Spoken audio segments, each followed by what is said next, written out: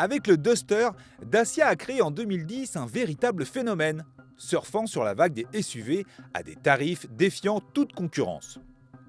7 ans plus tard, la marque n'a pas pris le risque de bouleverser l'apparence de ce best-seller.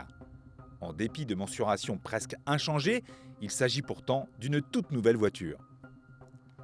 À l'intérieur, le changement est plus brutal, et c'est tant mieux. Le Duster abandonne l'insipide planche de bord d'autrefois pour un mobilier massif dégageant une bien meilleure qualité perçue. Principal regret, un écran multimédia toujours trop bas et sensible aux reflets. L'habitabilité est généreuse pour 4 personnes, même si l'espace aux jambes à l'arrière n'a rien d'exceptionnel. Le coffre régresse légèrement à 445 litres, mais reste accueillant vu la taille de la voiture et très facile à charger. Au volant, le Duster fait mieux que se défendre.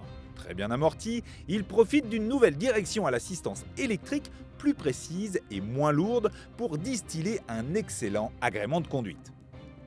Il n'en est pas moins très confortable, bien aidé par le maintien de siège beaucoup mieux dessiné. Le Duster reprend les 4 cylindres essence et diesel de son prédécesseur. Nos véhicules d'essai étaient animés par le 1,2 litre TCE 125 chevaux et le 1,5 litre DCI 110 chevaux en version 2 roues motrices. Les deux blocs se révèlent très bien calibrés pour le Duster, en particulier le TCE souple, discret et sobre. Un peu moins alerte et plus rugueux, le diesel ne démérite pas, surtout associé comme ici à la boîte à double embrayage EDC. Dommage que celle-ci ne soit pas disponible avec le moteur essence. Assez réactive et disposant d'une commande séquentielle agréable, elle est facturée seulement 1 300 €. Il n'y a qu'en matière d'insonorisation que le Duster laisse encore à désirer. Malgré de gros progrès, les bruits d'air et le grondement du diesel restent trop présents. Enfin, le Duster en profite pour renforcer ses aptitudes au franchissement. La transmission intégrale optionnelle est associée à un système de contrôle en descente. Même les versions 2 roues motrices ont fait merveille sur les pistes rocailleuses de notre roadbook grâce à une garde au sol généreuse.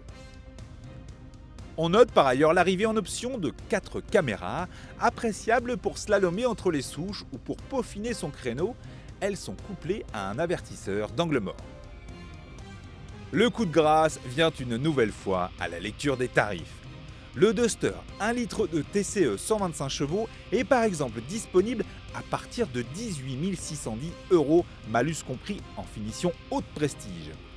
À ce prix, la Dacia offre en série les radars et la caméra de recul, la climatisation, le GPS ou encore l'accès et démarrage sans clé. Non, vraiment, on ne se fait pas trop de soucis pour la carrière du nouveau Duster.